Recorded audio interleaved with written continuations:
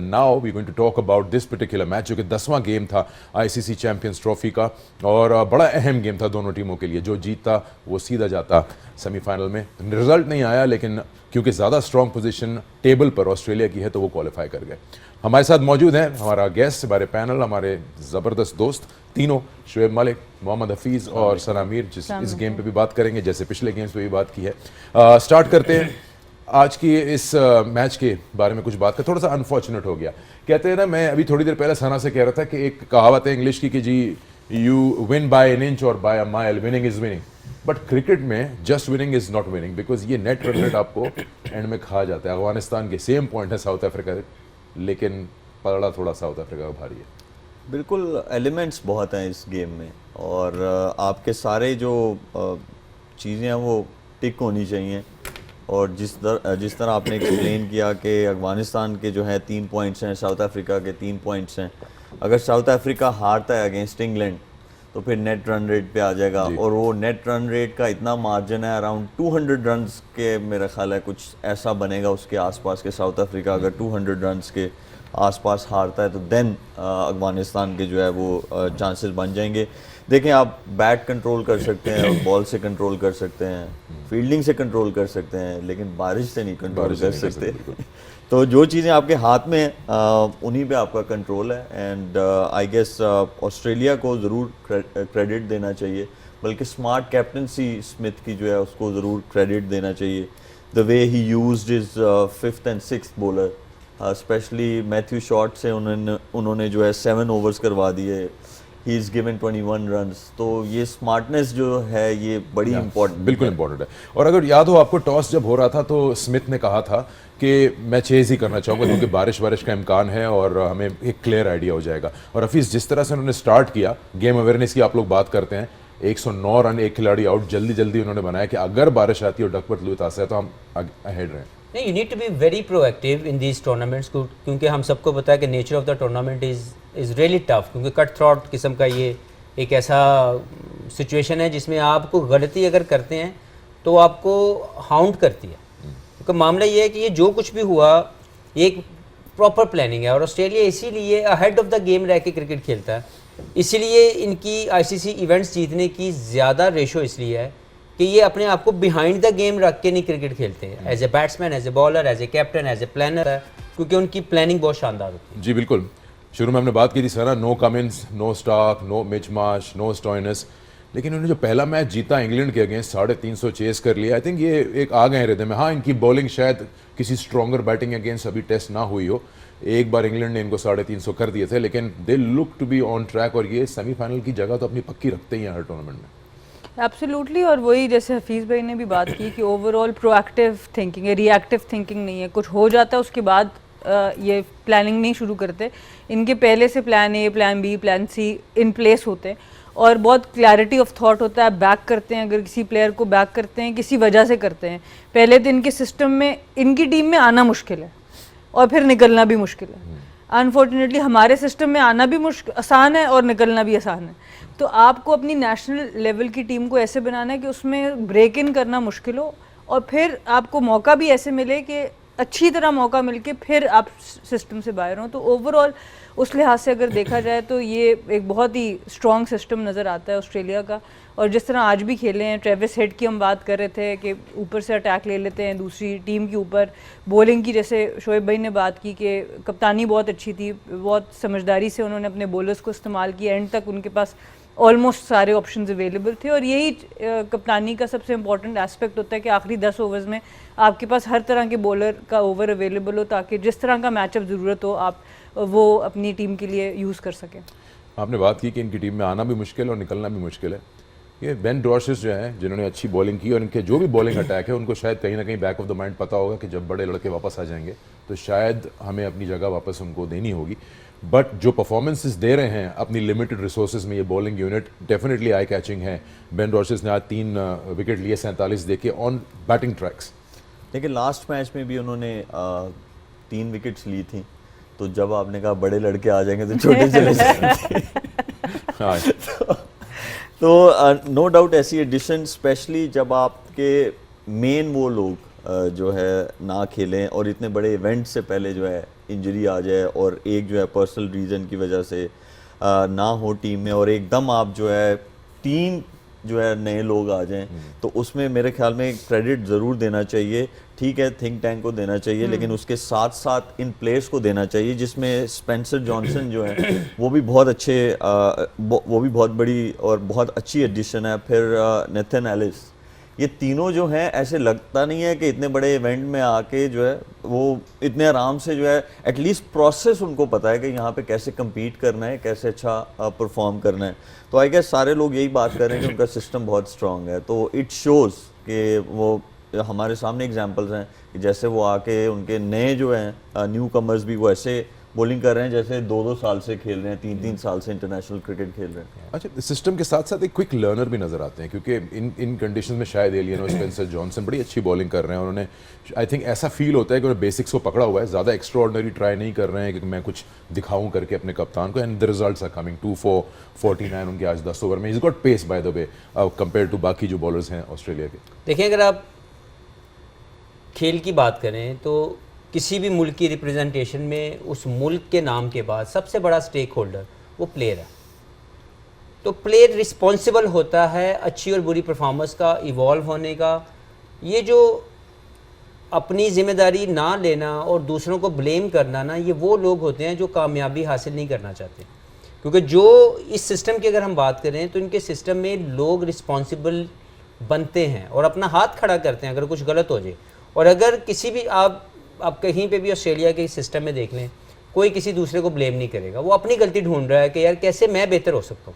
इसीलिए वहाँ पे जो प्लेयर खेलता है वो लंबी देर तक खेलता है, और अगर नहीं खेल पाता तो वो ऑनेस्ट होके, क्योंकि सोसाइटी की डेवलपमेंट ऐसी है कि वो ऑनेस्ट रिफ्लेक्शन ये करता है या ये मानता है कि यार मैं उससे बेहतर नहीं था, ये मुझसे बेहतर प्लेयर इसलिए खेल रहा है।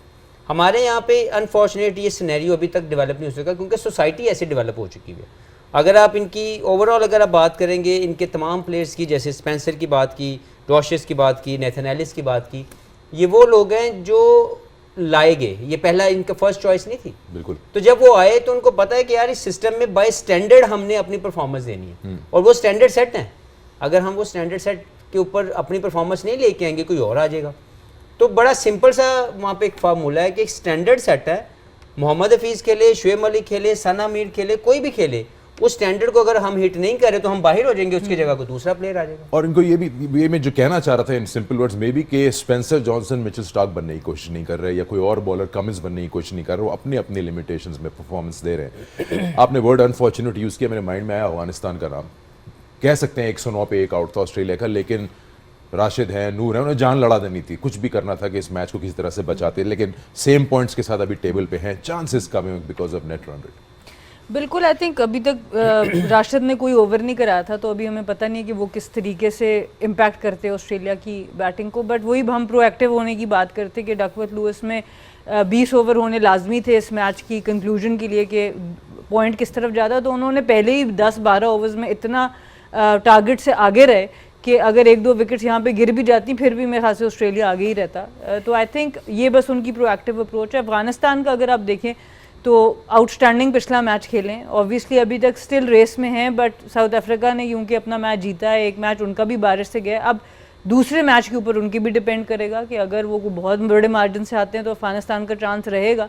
बट जिस तरह की इंग्लैंड की परफॉर्मेंसेज हैं, जो मोराल उनका जा रहा है, जो साउथ अफ्रीका का मोराल है, तो आई थिंक अफगानिस्तान के लिए भी टफ लग रहा है with their net run rate.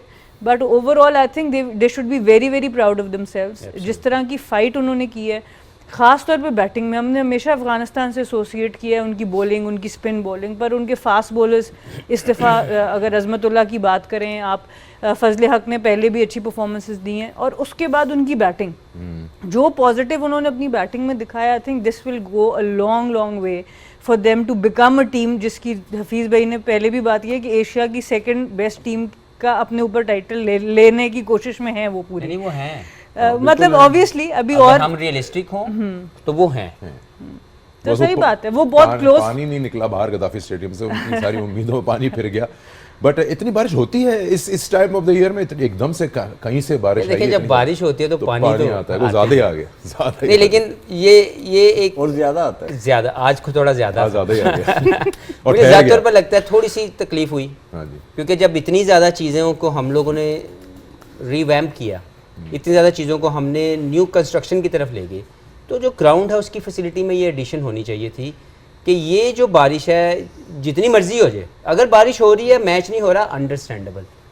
बारिश रुक गई और मैच नहीं हो रहा, ये बहुत तकलीफ की बात है। आईसीसी को पूरे ग्राउंड में कवर लाने चाहिए थे। नहीं, it's not about whole ground, ये कुछ ऐसा ड्रेनेज सिस्टम अच्छा सेट किया जाए। हम ऑस्ट्रेलिया जाते हैं, वहाँ पे बारिश अगर हो रही है तो obviously you can't control the weather, it happen. लेकिन अगर बारिश नहीं हो रही और ग्राउंड गीला है, ये बहुत बड़ी तकलीफ है। ये 1960-70 वाली बातें हैं। आज ज़िंदगी बड़ी आगे जा चुकी है, तो जब आप इतना कुछ कर रहे थे तो ये भी एक पार्ट है जो मुझे लगता है अनफॉर्चुनेट या शायद बैड प्लानिंग समझे कि उसको हम लोग हिट नहीं कर सके। लेकिन होना ये चाहिए कि कभी भी आप अगर अपने ग्राउंड्स को बेहतर करना चाहते हैं तो ड्रेनेज सिस्टम के ऊपर लुक आफ्टर करें, क्योंकि ये बहुत तकलीफदेह साइट है कि मैच बारिश हो बंद भी हो गई और गीलेपन की वजह से मैच ना हो और किसी एक टीम को इसका फायदा मिल जाए, और इतने बड़े इवेंट में या किसी भी चीज़ में। क्योंकि देखें ये जो आईसीसी इवेंट्स हैं ये बहुत इंपॉर्टेंट है। आजकल बायलैटरल सीरीज की वैल्यू कम हो गई है और लोग बायलैटरल सीरीज से बाहर निकल के, क्योंकि चैंपियनशिप्स इतनी ज़्यादा हैं, लीग क्रिकेट इतनी ज़्यादा हो रही है कि दुनिया पूरी जो फैंस हैं वो चैंपियंस को याद रखती है, और वो चैंपियंस इसी तरह के टूर्नामेंट के अंदर जो बनेगा उसको याद रखा जाएगा। और उसमें अगर इस तरह का कोई एडवांटेज इसको मिल जाए, डिसएडवांटेज मिल जाए, तो वो तकलीफ का बायस होती है। इतना पानी आता है लाहौर में, आप रहते हैं काफ़ी अरसे रहे हैं। लाहौर हफीज रहे हैं, उन्होंने जी, आपको बताया इतनी तो आता है कि पानी आता है तो फिर बहुत ज़्यादा बहुत आता है, ज़्यादा बारिश हो तो फिर बहुत ज़्यादा आता है पानी। चले ये ठीक होना चाहिए। हाँ, 2-3 मैच इफेक्ट हुए बारिश से इस चैंपियंस ट्रॉफी में, और बात करेंगे खासतौर पे अफगानिस्तान की परफॉर्मेंस की और उनके जो कुछ यंगस्टर्स नजर आए विद द बैट, उसके बारे में बात करेंगे। ऑस्ट्रेलिया के लिए भी बहुत कुछ है, ऑस्ट्रेलिया तो अभी लग रहा है कि इज हियर टू स्टे। तो चलिए थोड़ा सा ब्रेक लेंगे, ब्रेक के बाद जब वापस आएंगे will talk more on it. देखते रहिए गेम ऑन है। Welcome back once again to game on है, और बात हो रही है आज के इस मैच ऑस्ट्रेलिया और अफगानिस्तान की in the ICC champions trophy. और हमने जिक्र किया किस तरह से ऑस्ट्रेलिया ने आज काफ़ी हद तक डोमिनेट किया और उठने नहीं दिया अफगानिस्तान को जब बारिश आ गई, नो रिजल्ट हुआ, and then on superiority in the points table Australia already qualify कर गया है। ऑस्ट्रेलिया का जितना जिक्र करते हैं हम हर बार हर प्रोग्राम में कि वो है मेंटली स्ट्रॉन्ग है, प्रोसेस है, सिस्टम है, लेकिन कहीं ना कहीं आप देखते हैं कि किस तरह से जितने भी प्लेयर्स इस चैंपियंस ट्रॉफी में खेल रहे हैं डिफरेंट कंट्रीज से, ऑफकोर्स सारे प्रोफेशनल्स हैं और सबको पता है। कोई एक वजह स्पॉट में कभी सोचता हूँ कर नहीं पाता कि देखिए हर इंसान की अपनी पर्सनालिटी होती है, एक कैरेक्टरिस्टिक्स होते हैं किसी इंडिविजुअल के। ऐसा क्यों दिखता है कि ये 11 अलग ही होते हैं? ट्रेविस हेड की हम अगर बात करें फॉर एग्जांपल, वाइस कैप्टन रहे हैं, ऊपर नीचे आए हैं, बैटिंग ऑर्डर में नया रोल है, ऊपर से आके मारते हैं। In fact he is the I think only second player who to score 100 in a chase in a world cup final. It just tells you कि बड़ी ओकेजन और ये सबसे ज़्यादा शाइन करते हैं। देखिए क्लैरिटी है उनको अपनी गेम पे और अपने प्रोसेस पे। फिर उसके बाद पहले वो मिडिल ऑर्डर में खेलते थे और उसके बाद आई एम श्योर उन्होंने भी क्रिकेट में जो 5th फील्डर की यूटिलाइजेशन है आफ्टर द 10th ओवर्स, वो उनको बहुत अच्छे से करनी आती है। इसी वजह से आपको जो है उनके 30s जल्दी या 40s नहीं नज़र आते या 70s 80s नहीं नज़र आते। अगर वो निकलते हैं तो फिर आपको 100 नज़र आते हैं, क्योंकि उनको कंप्लीट एक गेम खेलना आता है। एक कहावत है ना अंग्रेजी की कि you can not teach an old dog new tricks, but आप ट्रेविस हेड की अगर एग्जांपल ले लें, 30 साल इनकी उम्र है लगभग, तीनों फॉर्मेट में ओपन कर रहे हैं। मिडिल ऑर्डर में जब पाकिस्तान आई थी अभी ऑस्ट्रेलिया नहीं कर रहे, तो मिडिल ऑर्डर में थे ये और ये ऑफ स्पिन कराते थे, बट इनको जो रिस्पॉन्सिबिलिटी दी गई है डिफरेंट फॉर्मेट्स में, जस्ट सीम्स लाइक ये बिल्कुल ब्लेंड कर गए। और आपको याद होगा ये सिस्टम अगर आप देखें ऑस्ट्रेलिया का, माइकल बेवन जब रिटायरमेंट अनाउंस किए, बड़ी क्रिकेट बाकी थी उनमें, एडन गिलक्रिस्ट ने जब अनाउंस किए वो और खेल सकते थे। तो इट सीम्स लाइक इनको बड़ा अंदाज़ा होता है अपने बारे में, अपनी बॉडी के बारे में, where they stand in their career. देखें जो नेशनल रिप्रेजेंटेशन है वो बहुत बड़ा प्राइड है और उस प्राइड को ये लोग फील करते हैं। पाकिस्तान में भी बहुत बड़ा प्राइड है और लोग बहुत ज़्यादा इससे मोहब्बत और प्यार करते हैं, बहुत सेक्रीफाइस करके इसको हासिल करते हैं। ऐसा नहीं कि पाकिस्तान में इसकी इज़्ज़त नहीं है, लेकिन वहाँ पे जो क्रिकेट खेलने का जो पैशन है और रिप्रेजेंटेशन ऑफ अ नेशन जो पैशन है वो डिफरेंट लेवल है, क्योंकि सोसाइटी की डेवलपमेंट ऐसे हुई भी है। अगर आप इनकी बात करें ट्रेविस हेड की, तो इनकी ट्रांसफॉर्मेशन से मैं बहुत इम्प्रेस हूँ। मैंने इनको 5-6 साल पहले 2018 में भी देखा, शायद 19 में हमारा एक टूर था, तब इनको अपनी गेम पे यकीन नहीं था और इनको आइडिया नहीं हो रहा था कि इन्होंने किस ब्रांड की क्रिकेट को एज ए प्लेयर अडाप्ट करना और कैसे खेलना है। अगर अब देखें 2021, 22, 23 में तो ट्रेवर्स हेड एक डिफरेंट जोन में आए। आई रिमेंबर मे बी 21 या 22 के अंदर पाकिस्तान ऑस्ट्रेलिया जब आई, ऑस्ट्रेलिया पाकिस्तान में आई, इंजर्ड थे शायद, ये खेले नहीं थे, 22 में या 23 में ही आए और इन्होंने आके 200 किए ऊपर।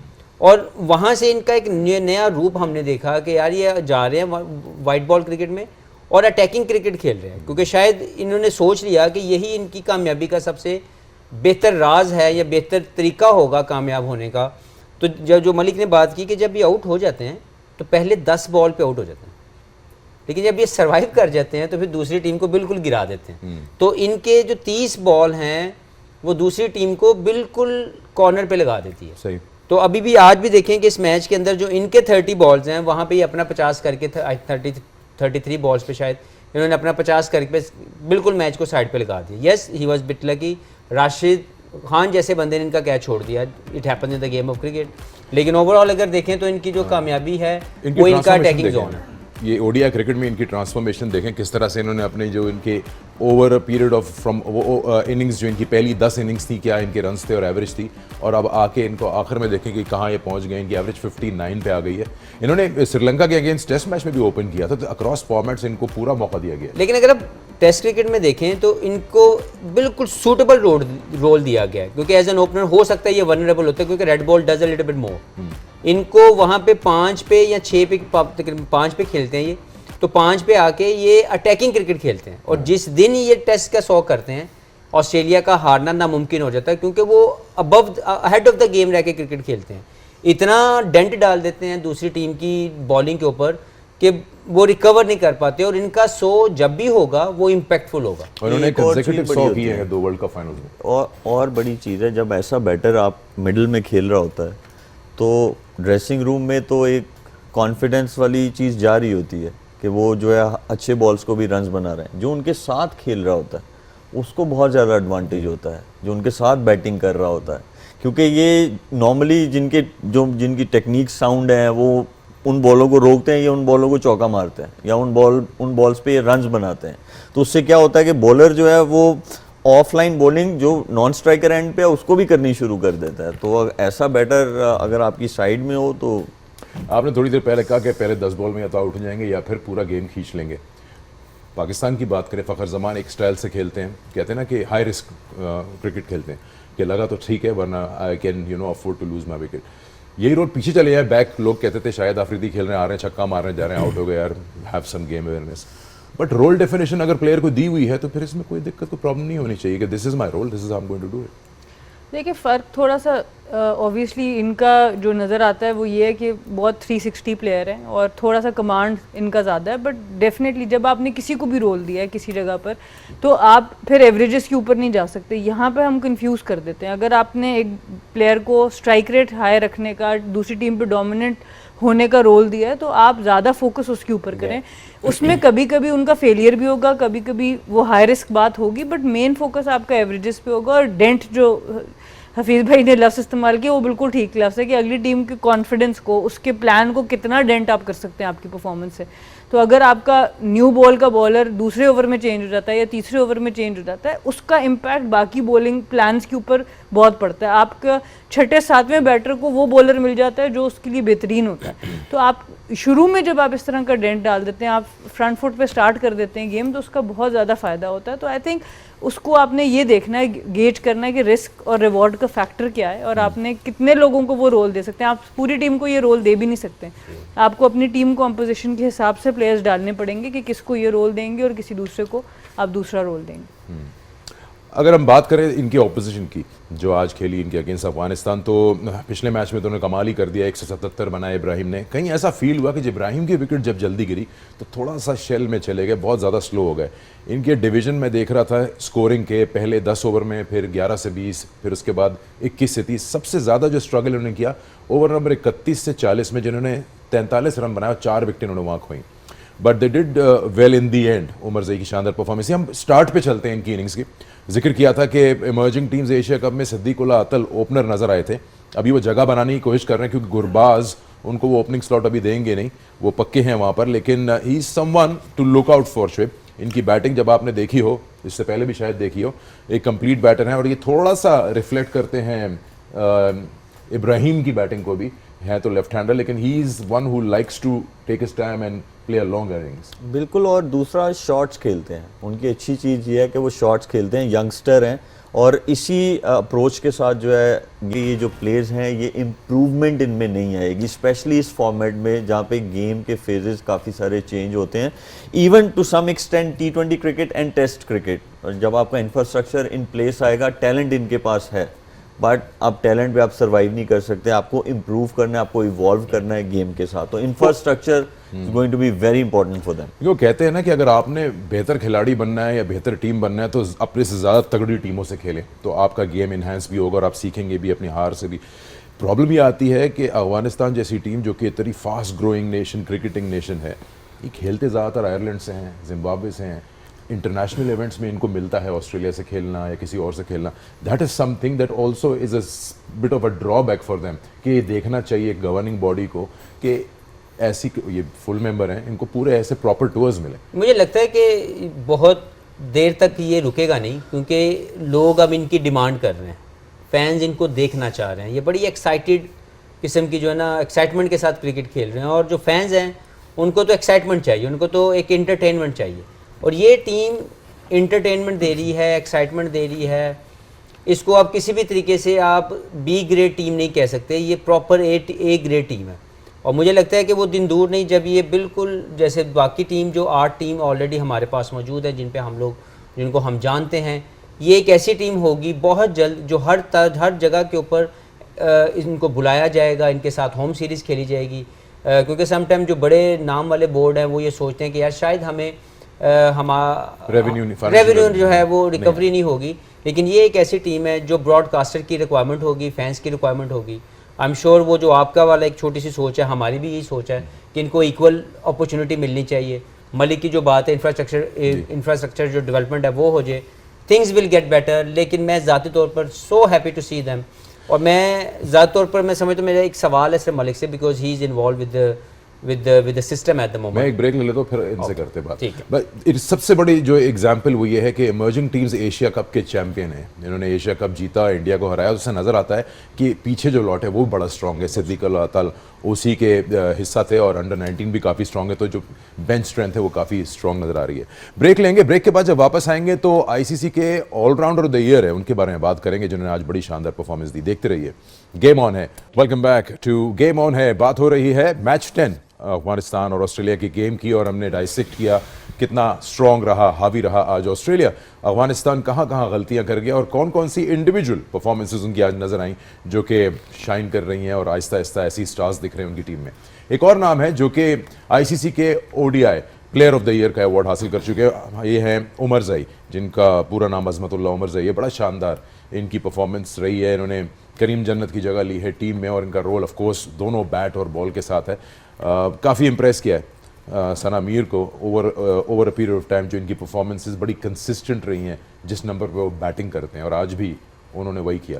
तो आज जो इनकी परफॉर्मेंस रही, इन्होंने किनारे लगाया टीम को, थोड़ी रिस्पेक्टेबिलिटी लाई, नहीं लग रहा था कि 273 या 280 के करीब जा पाएंगे। इससे पहले मैं आपको इस बात का जवाब दूं, जैसी अफगानिस्तान की बात आती है ना, एक्स्ट्रा मुस्कुराते हैं। सुबह से उनके साथ थे, सुबह से उनके साथ थे, ये तो बारिश अकेला मैंने चूज किया था उनको। आप लोग तो जाते हैं बिग पीपल के साथ। पता है, आप जब आपने अफगानिस्तान चूज किया ना, तो आपके साथ वाली लाहौर चली गई है बारिश कराने गई बारिश करवा दो। इन्होंने बड़ी रिक्वेस्ट की है ज़ैनब, आप चली जाए लाहौर, बारिश करवा पता करें कहीं पानी तो नहीं खोला ज़ैनब। हो सकता है स्पेशली वो जो आप बात कर रहे थे ना ड्रेनेज वाले, उधर वो सुखा रहे हैं, नीचे से पानी खोल दे ज़ैनब। हाँ जी, मैंने कहा अब आपको इस बात पे जाने तो नहीं दिया जा सकता। अब हम आ जाते हैं उमर ज़ई के ऊपर। आई थिंक बहुत ही आउटस्टैंडिंग उनकी परफॉर्मेंस है। जिस तरह हम ओवरऑल बात कर रहे थे कि अफगानिस्तान को चाहिए था, अप्लाइज नहीं किया जा रहा था, but I am happy in 2 years time he evolve himself, और आज वो इस टीम का क्या, वो पूरी दुनिया का शायद बेहतरीन ऑलराउंडर के जोन में जा रहा है। मेरा जो सवाल है वो ये है कि मलिक, हम लोग पाकिस्तान के लिए भी ऐसा टैलेंट हमें चाहिए, मुझे लगता है कि हमारे यहाँ पे जो ऑलराउंडर्स हैं या तो वो बहुत नीचे बैटिंग करने के लिए तैयार हैं, 8वें नंबर के ऊपर बारी लेके सोचते हैं कि वो ऑलराउंडर बन जाएंगे, 9वें नंबर पे बारी लेके 2 छक्के मारने वाला ऑलराउंडर नहीं है। ये ऑलराउंडर है जो 5वें नंबर पे बारी ले रहा है, बिल्कुल जो फर्स्ट टॉप 5 के अंदर बैटिंग करे और फिर पूरे 10 ओवर का बॉलर हो। कोई आप क्योंकि सिस्टम में थे, कोई ऐसा प्लेयर जो आपको लगे कि जो इस जैसा टैलेंट पाकिस्तान में मौजूद हो और उसके ऊपर काम किया जाए, क्योंकि वो ज़रूरत है पाकिस्तान की क्रिकेट की। अगर कोई ऐसा प्लेयर आए जो बॉलिंग भी फास्ट बॉलिंग करने वाला हो, साथ में 5वें या 4थे या 3रे नंबर का प्लेयर भी हो, बैट्समैन, प्रॉपर बैट्समैन, कोई ऐसा आपने उसको देखा? एक बंदा है वो अंडर 19 खेला, पाकिस्तान अंडर 19। अभी हम जो लास्ट 2 टूर्नामेंट्स खेले हैं, वनडे एंड T20, उसमें वो उसकी बैक की इंजरी थी, अब वो फिट हो चुका है। नाम क्या और उसका हसन गुजरावाला का है वो, मेरे ख्याल में, मुझे उसका पूरा नाम नहीं आता।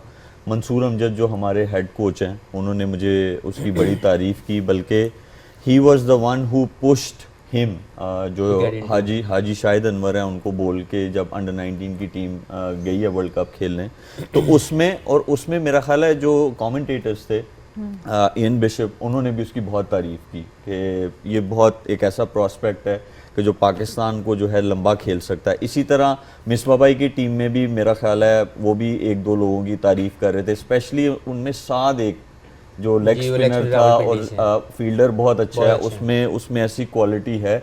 तो हम जो सारे मेंटोर्स हैं, हम लोगों ने उन सारे प्लेयर्स पे जो आइडेंटिफाई किए हुए हैं, उन पे जो है नज़र रखी हुई है। दूसरा, हमारे कैंप्स लग रहे हैं 2 मंथ्स के, जिसमें उनकी स्किल डेवलपमेंट में, जिसमें उनकी फिजिकल फिटनेस में, उनके जो माइंड सेट पे, तो वो सारी जो है हम लोगों ने आइडेंटिफाई किए हुए हैं। हमारा कैंप जो है summer camp just before the 4-day tournament, तो हमारा जो है 2 मंथ्स का कैंप है, उसमें हम जो है इन प्लेयर्स को, क्योंकि बड़ा इंपॉर्टेंट है हमारे, मेरा अगर मैं रीसेंट पास में जाऊँ ना, तो एक वाहिद प्लेयर मुझे पूरे सिस्टम में नज़र आया जो ये रोल प्ले कर सकता था, हुसैन तलत, जो नंबर 4-5 पे बैटिंग भी कर सकता था, साथ में बॉलिंग भी कर सकता था, लेकिन सिस्टम और उसकी अपनी गलती कि वो अपनी बॉलिंग और अपनी बैटिंग को उस लेवल पे नहीं लेके जा पा रहा जहाँ पे मुझे लगता है कि इस तरह का प्लेयर हमेशा किसी भी टीम की ज़रूरत है। जैसे बेन स्टोक कर रहे थे इंग्लैंड के लिए, हार्दिक पांड्या कर रहे हैं इंडिया के लिए, अजमत उमरज़ई जो हैं ये अफगानिस्तान के लिए। पाकिस्तान के पास एक प्लेयर नहीं है। आमिर जमाल क्या है, उनमें मवाद है इस नंबर उमरज़ई से? वो बैट्स बॉलर हैं जो बैटिंग कर सकते हैं। इनको क्या कहेंगे, bowling allrounder, batting allrounder? I feel like it he is bowling allrounder, क्योंकि जो नया बॉल वो कर रहे हैं, he controlling the ball very well, number 5 पे पूरी बारी ले रहे हैं, he is playing like a proper batsman in one day cricket. तो इस तरह की ज़रूरत हमें भी है, और अनफॉर्चुनेटली हमारे सिस्टम में, मैं एक आपको ग्रे एरिया हाईलाइट कर दूं, पाकिस्तान के सिस्टम में जब सिलेक्शन हो रही होती है अंडर 19 अंडर 17 लेवल के ऊपर, तो वहाँ पे सिलेक्टर अगर कोई बॉलर आके, कोई प्लेयर अगर आके कहता है ना सना कि मैं ऑलराउंडर हूँ, मैं बॉलिंग भी करता हूँ बैटिंग भी करता हूँ, तो उसको सिलेक्शन के टाइम पे कहा जाता है सिर्फ एक चीज़ करो, हम तुम्हें या बैटिंग में बारी देंगे या तुम्हें बॉलिंग में बॉलिंग देंगे, दोनों नहीं दी जाती, क्योंकि हम डिस्करेज कर रहे हैं अपने ऑलराउंडर्स को। ये सिलेक्शन की मैं बात कर रहा हूँ और ये फैक्ट के साथ बात कर रहा हूँ, आप इसकी कहीं से भी तहकीक कर लें कि सिलेक्शन के ऊपर जब एक बच्चा आता है तो उसको इनकरेज किया जाए कि अगर वो दोनों चीज़ें कर सकता है। बहुत से ऐसे केस हैं जिसमें एक बैट्समैन को बॉलिंग नहीं करवाई जाती, ये कह के कि यार हमारे पास पूरा बॉलर पड़ा हुआ है, तो वो उस उम्र में अंडर 17 में अंडर 19 में उसकी मेहनत या वो शौक ख़त्म कर दिया जाता है कि या तुम सिर्फ बैटिंग करो, तुम बॉलिंग फास्ट बॉलिंग नहीं करोगे, हमारे पास ऑलरेडी फास्ट बॉलर पड़े हैं।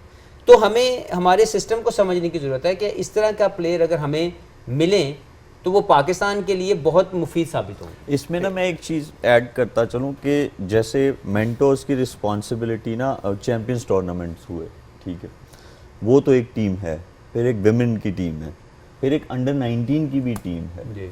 तो ये 3 चीज़ें हैं, ये प्लेयर्स को वो डेवलपमेंट करेंगे, इसीलिए हमें स्टाफ दिया गया है, हमारे प्रॉपर जो है, और हमें अलाउ किया गया है कि अगर आपने बाहर से भी लोग लेके आने हैं, जैसे मैं फिजियो जो है वो मैं सिस्टम के बाहर से लेके आया, ट्रेनर जो है वो सिस्टम के बाहर से आया, तो उन्होंने हमें अलाउ किया, तो इसके रिजल्ट जो है आपको ज़रूर नज़र आएंगे। और जब हम अंडर 19 के साथ बच्चों के साथ काम करेंगे, विमेन के साथ काम करेंगे, हमने एक टूर्नामेंट किया, आप उनसे पूछें क्यों, आप सना, आई एम श्योर आप उनके साथ इन टच होंगी, आप उनसे पूछिएगा कि उनको उस चीज़ का फ़ायदा हुआ है। बिल्कुल मेरी बात ये है कि हम लोग ना लॉन्ग रन के लिए, ये नहीं कि हम लोग यहाँ पे हैं, कोई भी लोग किसी भी सिस्टम के साथ अगर लगे हैं, उनको लॉन्ग रन देंगे तो इम्प्रूवमेंट। और ये जो आपका वाला, मैं इतना खुश हूँ कि आप जैसे लोगों को जिन्होंने क्रिकेट की बहुत सर्विसेज दी हुई हैं उनको इंगेज किया गया, और ये कम है। मैं ज़्यादा तौर पर समझता हूँ कि जो लोग हम क्रिटिसाइज़ करते हैं पैसे के ऊपर, चीज़ों के ऊपर, फॉर गॉड सेक इस छोटी सोच से बाहर निकलें, इन लोगों को काम करने दें और लोगों को बीच में इन्वॉल्व करें। क्योंकि मेरा ज़ाती तौर पर ख्याल है कि ये वो प्लान है जो ऑलरेडी जब मैं डायरेक्टर बना तो मैंने ये पीसीबी से डिस्कस किया था, ज़कात साहब से मैंने एज ए चेयरमैन डिस्कस किया था कि हमें जो ये 5 हैं, ये 5 नहीं, ये उस वक्त ये 5 लोग नहीं थे। मेरे प्लान में 18 रीजन्स के साथ इस तरह के एक मेंटोर लगने चाहिए, ताकि वो 18 रीजन्स का बच्चा किसी भी जगह, अगर लड़काना का भी कोई इस तरह का बच्चा है जो टैलेंटेड है, तो उसको भी उतनी अपॉर्चुनिटी मिलनी चाहिए, उसको भी वैसी गाइडेंस मिलनी चाहिए। तो ये जो 5 लोग हैं इनको और बढ़ाने की ज़रूरत है, सिर्फ 5 के ऊपर ना रहें, और ज़्यादा इन लोगों को इंगेज करें, और भी पाकिस्तान के ऐसे क्रिकेटर्स को इंगेज करें जो हर एक रीजन के अंदर जाके काम करें और वहाँ के जो टैलेंट उसकी लुक आफ्टर की जाए। आप लोगों ने जितनी बातें की और काफ़ी दिन से सुन भी रहे हैं रिगार्डिंग पाकिस्तान क्रिकेट, आपने भी बोला, सबने बोला, ये लॉन्ग टर्म प्लान्स हैं सिस्टम को फिक्स करने के। शॉर्ट टर्म में ऑब्वियसली आप जो आपकी मेन टीम उसको छोड़ तो नहीं सकते कि आप लगातार हारे जाएं, उसने तो खेलना ही है दुनिया भर में जाके, घर पे। शॉर्ट टर्म भी तो कोई फिक्सिंग इश्यूज चीज़ें हो सकती हैं जिनको आप इमीडिएट एड्रेस कर सकते हैं। आई थिंक उसके ऊपर भी हम काफ़ी देर से बात और रिपीटेटिव होती जाएगी, बट वो बात सबसे ज़रूरी है जो हम स्टैंडर्ड्स की बात करें।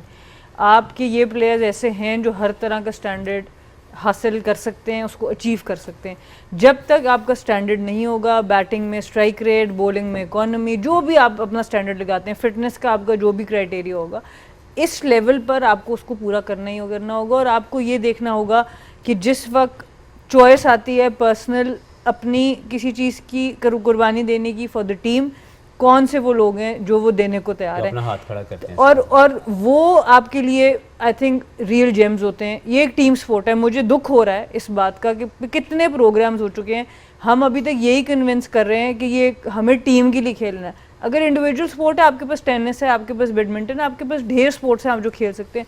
जब आप टीम स्पोर्ट का हिस्सा बनते हैं, उसमें सबसे पहला ओथ ही यही है कि टीम मेरे से बड़ी है। तो ये चीज़ अगर हम इंस्टिल कर दें और इसके ऊपर हम बिल्कुल इस तरह से फिक्स कर दें कि इस बात को कि भाई इसके ऊपर हम किसी तरह से भी कॉम्प्रोमाइज़ नहीं करेंगे, तो I think at Pakistan level it's all about managing players, their expectations and your expectations. तो clarity of expectations दोनों तरफ से बड़ी ज़रूरी होनी चाहिए कि this is what we expect from you। उसके बाद आप अपनी expectations रखें और जो उस पर पूरा उतरता है वो चले। ब्रेक का टाइम हो गया, मुझे बार बार कह रहे हैं, लेकिन आई गेस आपका जो हेड कोच होता है वो ऑब्वियसली आपको क्रिकेट तो नहीं सिखाता किसी ऐसे प्लेयर को जो इंटरनेशनल लेवल पे आ चुका हो तो अच्छा है वहाँ है। It's all about management. 100%। Okay, break लेते हैं। ब्रेक के बाद वापस आएंगे तो कुछ ऐसे कुछ न्यूज़ हमारे पास सामने आई, जैसे जॉस बटलर ने अपनी कप्तानी से रेजिग्नेशन दे दी है। उसके अलावा साउथ अफ्रीका के क्या चांसेस हैं सेमीफाइनल के लिए, बहुत सारी बातें हैं, जाइएगा नहीं, देखते रहिए, गेम ऑन है। अब आईसीसी चैंपियंस ट्रॉफी को लेके बहुत सारी डिफरेंट स्टोरीज आई हैं। आज बहुत बड़ी एक अनाउंसमेंट आई, जॉस बटलर इंग्लैंड के कप्तान, उन्होंने कप्तानी से अपनी रेजिग्नेशन दी है। लगातार 6 मैच इंग्लैंड जो है वो हार के आ रहा है और इस आईसीसी चैंपियंस ट्रॉफी में 2 मैचेस हारा है। इससे पहले कि मैं अपने पैनलिस्ट से, अपने दोस्तों से पूछूं जॉस बटलर के इस फैसले के बारे में, उनकी ये प्रेस कॉन्फ्रेंस जो आज हुई वो सुनते हैं। और हम बात कर रहे थे कल about acceptance and realization of individuals के शायद मेरी वजह से हो रहा है कि टीम वो परफॉर्मेंस नहीं दे पा रही। कप्तान का ऐसा फैसला का तीनों से ही लेना चाहूँगा, कप्तानी आप लोगों ने की है, जो भी पहले बताना चाहे, क्या नज़र आता है आपको ये प्रेस कॉन्फ्रेंस देख कर with his body language, and what do you feel about his decision? I think मुझे उनकी पूरी प्रेस कॉन्फ्रेंस में जो एक बड़ी पावरफुल चीज़ थी वो ये थी, it's the right thing for me and then for the team.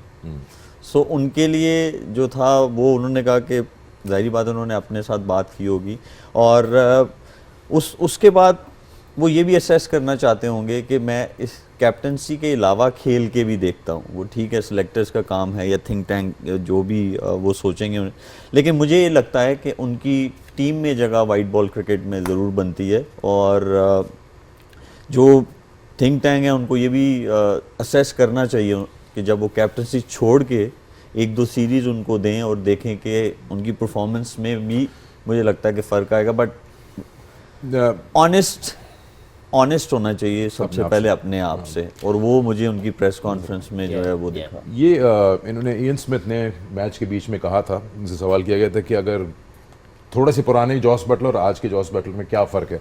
इन्होंने कहा स्पेशली कि जब ये ओपन कर रहे थे तो मैं इनके नाम के आगे डेंजरस लगा रहा था, लेकिन अब जिस नंबर पे हैं वो 6 पे या 5 पे, मैं I don't feel he is as effective. ही सर्कल या पहले पावर प्ले के लिए बहुत ख़तरनाक प्लेयर हैं, बट वो इंटरनल इनका डिसीजन था, इन्होंने जगह बनाई किसी और प्लेयर के लिए, खुद नीचे आए। Your call on his resignation from captaincy only. सबसे पहले तो इनकी खेल के हम बहुत बड़े फ़ैन हैं, क्योंकि जब ये खेलते थे तो एक बहुत बड़ा इंटरटेनर जो है वो आपको क्रिकेट खेल के दिखा रहा था। लेकिन येस, एज ए प्लेयर मुझे लगता है कि he declined his form, to be honest, क्योंकि जो सबसे ज़्यादा मैंने पहले बात की थी कि अगर कोई प्लेयर अपने नंबर से ऊपर जा रहा है तो इसका मतलब है वो चैलेंज ले रहा है, लेकिन अगर वो अपने नंबर से नीचे जा रहा है तो इसका मतलब है वो अपने आप को या वो डर रहा है या उसका फियर या उसका कॉन्फिडेंस शेक हुआ हुआ है। तो मैंने आई थिंक जब लास्ट मैच आ रहे थे तो मुझे लग रहा था कि the way he is playing, the way his body language was in that particular game, मुझे लग रहा था कि ये शायद अपनी जगह और अपनी कप्तानी को लूज़ कर दें। और I think it's very honest reflection, कि एक सेल्फ रिफ्लेक्शन है कि उन्होंने खुद सोचा कि यार मे बी मैं वो रोल प्ले नहीं कर रहा, क्योंकि नो मैटर आप कप्तान ज़रूर होते हैं जो एक एडिशनल जिम्मेदारी है, लेकिन आपकी सबसे पहली जिम्मेदारी to justify your own place, और ये इस वक्त उसको जस्टिफाई नहीं कर पा रहे थे और अपनी पोजीशन के ऊपर परफॉर्म नहीं कर पा रहे थे। और फिर दूसरा प्रेशर ये था कि टीम भी बुरी तरह हार रही है, तीसरा लगातार आईसीसी इवेंट है जिसमें बहुत बुरी तरीके से टीम बाहर हो रही है। यस, इनकी लेगेसी के अंदर ज़रूर ये काउंट होगा कि ये वर्ल्ड कप विनिंग कैप्टन हैं, लेकिन जो उसके बाद हुआ वो तकलीफ़ का बायस है इंग्लैंड के लिए, क्योंकि इंग्लैंड ने ऑलरेडी वो फार्मूला ढूंढ लिया था वाइट बॉल क्रिकेट में इयन मॉर्गन की कप्तानी में, जहाँ से एक बुरे ट्रांजिशन पीरियड से वो आए और उन्होंने वर्ल्ड कप 2019 के अंदर एक शानदार मॉडर्न डे क्रिकेट खेल के टूर्नामेंट जीत लिया। लेकिन उसके बाद जब जॉस बटलर को मिली तो वो कंटिन्यूटी नज़र आई हमें 2021 तक, एक 22 तक। उसके बाद एक सडन डिप आया है कि ये वो टीम लग ही नहीं रही और शायद इसमें इनकी लीडरशिप क्वालिटी का, कॉन्फिडेंस का शेक होना है, इनकी अपनी फॉर्म का डिप होना। लेकिन मैं ये समझता हूँ कि यस, एज मलिक सेड कि इनकी वाइट बॉल क्रिकेट में मुझे भी लगता है कि क्रिकेट बाकी है और इनको खेलना चाहिए। लेकिन यस, अगर उनको लगता है कि कोई और बेहतर कप्तान इनसे बेहतर कप्तानी कर सकता है और इंग्लैंड को राइट ट्रैक पे लेके आ सकता है तो व्हाई नॉट। ये भी तो हो सकता है हफीज़ कि इनकी बेसबॉल थ्योरी को फिगर आउट किया ऑपोजिशंस ने कि उनको वो रिजल्ट्स नहीं मिल रहे हैं। लेकिन वो देखें, वो फिगर आउट तो सबके साथ हुआ ना, लेकिन इनकी अपनी फॉर्म बहुत ख़राब आ रही है। अगर आप इनकी ओवरऑल इनका इम्पैक्ट देखें, वो जो अभी आपने बात की कि इयन स्मिथ ने ये बात की कि जब ये ओपनर थे तो एक डेंजरस का लफ्ज़ इनके सामने आता था जो 5 और 6 पे नहीं है। मैं ये समझता हूँ कि अगर ये ओपनर ना भी खेलें तो ये टॉप ऑफ द ऑर्डर, ये मिनिमम 5वें नंबर के ऐसे प्लेयर हैं जब ये 30 ओवर के बाद 25 ओवर के बाद आएंगे he can easily score his own 100, क्योंकि इनकी एबिलिटी वो थी। लेकिन अपने आप को और नीचे लेके जाना, मुझे लगता है कि ये इनका कॉन्फिडेंस शेक होने के बाद है। अगर आप उनके दोनों डिसमिसल्स देखें ना, एक जो उमर जई ने उनको शॉर्ट बॉल पे आउट किया जब वो रूट खेल रहे थे, एक वो ग्लेन मैक्सवेल से मिड विकेट पे आउट हुए, ये 2 मैचेस वो सो फार इस इवेंट में जो है वो ये उनके डिसमिसल्स हैं जो वो 2 मैचेस खेले हैं। क्लियरली अगर हम जॉस बटलर को विदाउट अ कैप्टन अगर ये डिसमिसल्स हम कंपेयर करें तो आपको क्लैरिटी वहीं मिल जाएगी that he is under pressure. जब आप कंफ्यूज होते हैं तो फिर आपकी शॉट सिलेक्शन भी जो है वो अजीब सी हो जाती है, आप ऐसे ऐसे शॉट्स खेल के जो है आप आउट होते हैं। तो मुझे लगता है कि समवेयर इन हिज हेड वो जो कैप्टनसी वाला प्रेशर था वो उनको उनकी क्लैरिटी उनकी अपनी गेम में जो है वो नहीं आ रही थी। कीपिंग वो कर नहीं रहे, फिल सॉल्ट कर रहे हैं कीपिंग, वो फील्डिंग में जो है वो हैं। मुझे लगता है कि कैप्टनसी छोड़ के we will be able to see old Jos Buttler. ये 2 एज स्वॉर्ड है, उन्होंने कैप्टनसी से रेजिग्नेशन दी है, अब उनको ये भी नहीं पता कि उनकी 11 में जगह बनती है कि नहीं।